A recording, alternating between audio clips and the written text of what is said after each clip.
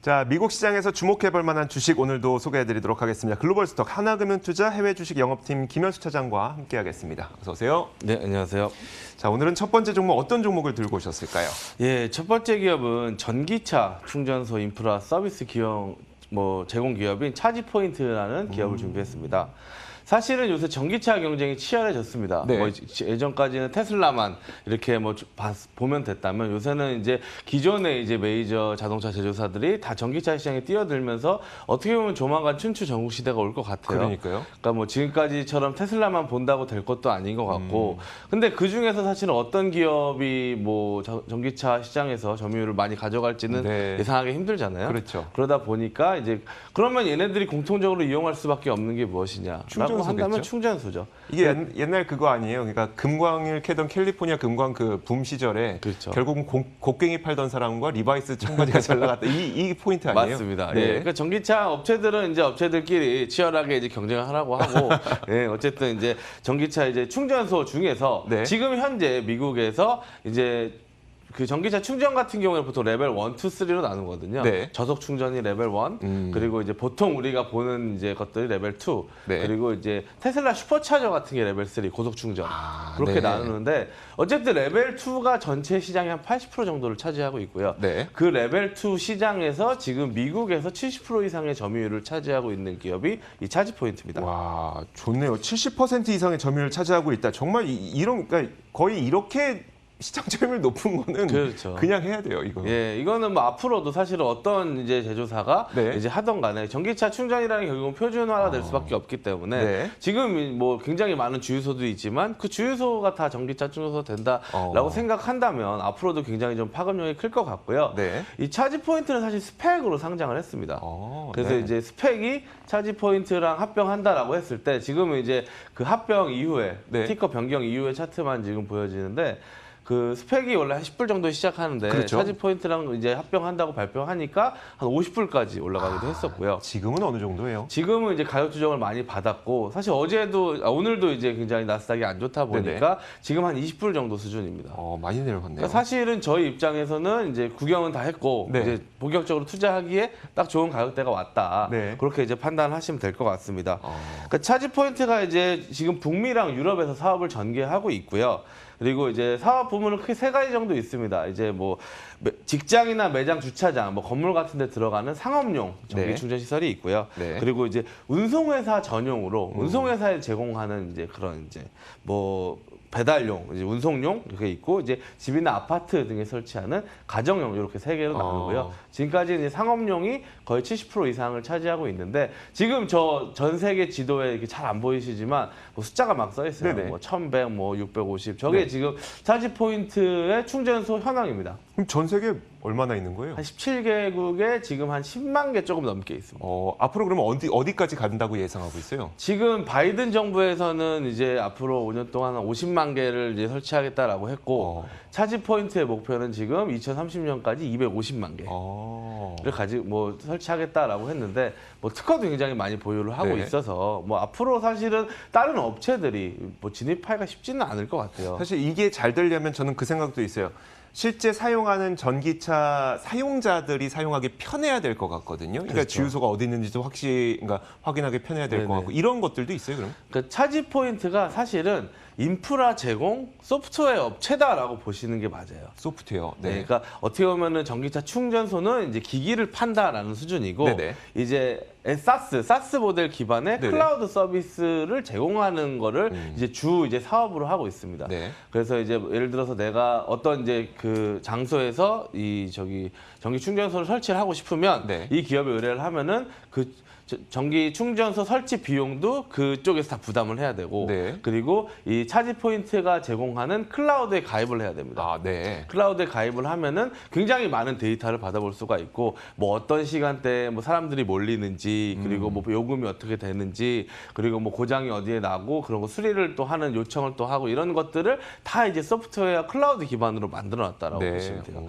그러다 보니까 관리하는 입장에서는 예를 들어 사람이 많이 몰린다라고 하면은 가격을 높여가지고 좀 좀 유동성 있게 좀 할 수 있고 고장 난 것도 바로바로 요청을 해서 이제 수리를 할 수 있게 되는 거고요. 그리고 이제 사용자 입장에서는 이제 전국에 굉장히 많이 있다 보니까 네네. 그냥 앱을 켜서 앱에서 이제 충전소를 찾으면 네. 충전소가 나오고 거기에 가격이 나옵니다. 그렇죠. 그리고 뭐 대기 인원이 몇 명이다 뭐 이런 네. 것들도 나오고 그래서 대기 인원 중요하겠네요. 그렇죠. 몇 네. 분 뒤에 가면 거기서 충전을 할 수 있다. 이런 것까지도 다 이제 클라우드 기반이다 보니까 이런 걸 벌써 구축을 다 해놨어요. 이거는 인프라 기업이라기보다 그냥 기술 기업이네요. 그렇죠. 소프트웨어를 기반으로 한 이제 어떻게 보면 기술 기업이다라고 보시면 될 것 같고요. 그러다 보니까 앞으로 뭐 어떻게 보면은 이제 충전소 기기 자체는 물론 직접 제작을 하기도 하지만 부수적으로 판매하는 거고 네. 뭐 거기에 대한 소프트웨어를 파는 기업이다. 그렇게 생각을 하시면 될 것 같습니다. 그러다 보니까 이제 굉장히 많은 앱들하고도 통합이 되고요. 뭐 네네. 애플 카플레이라든가 뭐 안드로이드 오토 같은 거랑도 자동으로 되고 그리고 이제 핸드폰에 있는 여러 가지 이제 뭐 결제 앱이라든가 이런 것도 다 통합을 시켜서 그냥 뭐 굉장히 간단하게 전기차를 충전할 수 있는 그런 이제 어떻게 보면 좀 기반을 구축을 해놨다라고 보시면 될 것 같고요. 실적은 어떻게 될까요? 실적 같은 경우에는 이제 충전 시스템 판매가 전체 한 60% 이상의 비중을 차지하고 있고 그리고 그 다음으로는 이제 구독 서비스가 네. 그 다음으로 한 30% 정도 차지하고 있고요. 그리고 이제 나머지 10%는 이제 뭐 탄소 배출권이나 이런 것들 네. 또 이제 당연히 이제 얘네들은 이제 굉장히 그것도 하나의 좀 수익 모델이 될 것 같고요.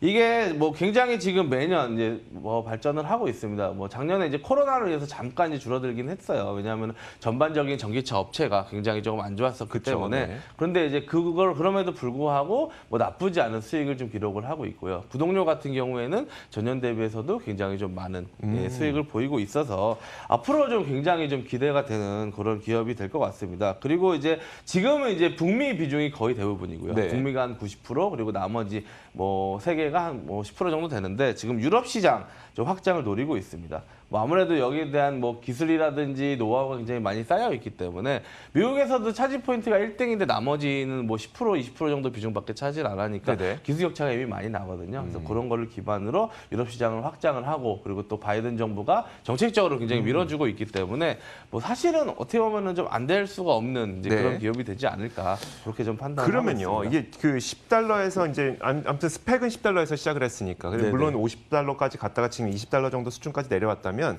밸류에이션은 이건 좀 높은 편이에요, 안 높은 편이에요? 어떻게 봐야 돼요? 그러니까 사실은 굉장히 지금까지 높았다가 네. 지금 정도면 이제 적정으로 봐야 될 것 같아요. 근데 이제 뭐 전기차라는 게 보급률이 굉장히 빠르게 증가하고 있고 최근에 우리나라도 사실은 뭐 충전하기가 점점 힘들어졌다라는 네네. 얘기도 많이 하잖아요. 싸우기도 한다더라고요. 맞아요. 네. 그러면서 이제 인프라가 깔리는 거는 이제 시간 문제이기 때문에 뭐 그런 거를 고려를 한다면 이제 지금 밸류 수준은 적정하고 오히려 앞으로가 기대되기 때문에 뭐 조금 과도하게 계산을 하면 좀 싸다라고도 볼 수 있을 것 같습니다. 네, 알겠습니다.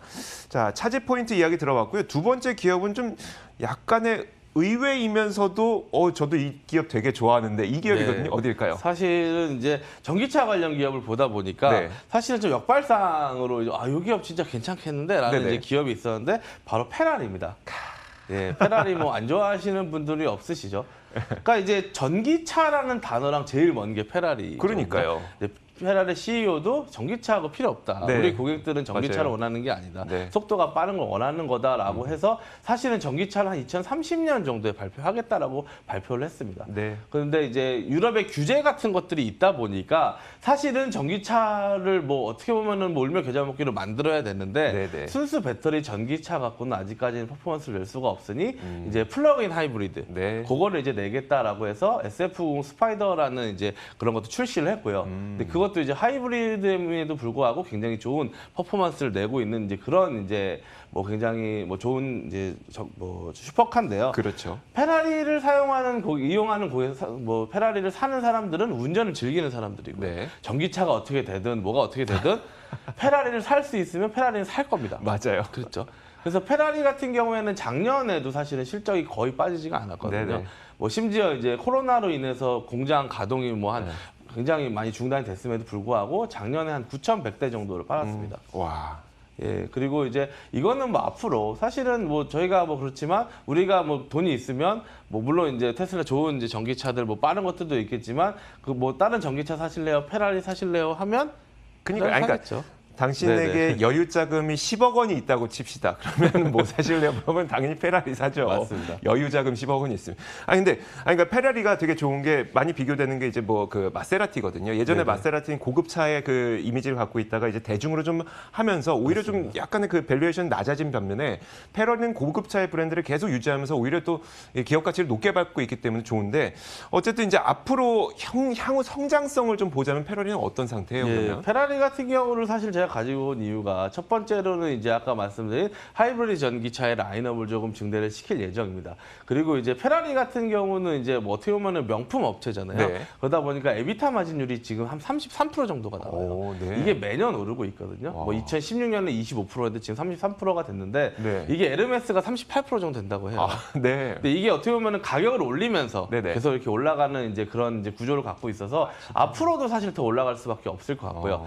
그리고 또 하나 포인트는 지금 이제 슈퍼카 업체 중에서 유일하게 SUV가 안 나온 게 페라리입니다. 네, 맞아요. 근데 이제 조만간 나올 거예요. 2022년 출시 예정이거든요. 네. 그럼 이거는 사실은 또 별개로 어떻게 보면은 뭐 매출이 늘어난다라고 보는 거니까 네. 그렇게 되면은 또 에비타 마진율이 올라갈 수밖에 그러네요. 없어서 뭐 이거는 사실은 지금 사서 자녀들에게 물려줘도 될 만한 알겠습니다. 그런 주식인 것 같습니다. 자, 좋습니다. 하나금융투자 해외 주식 영업팀 김현수 차장과 함께 이야기 나눠봤습니다. 고맙습니다. 네, 감사합니다.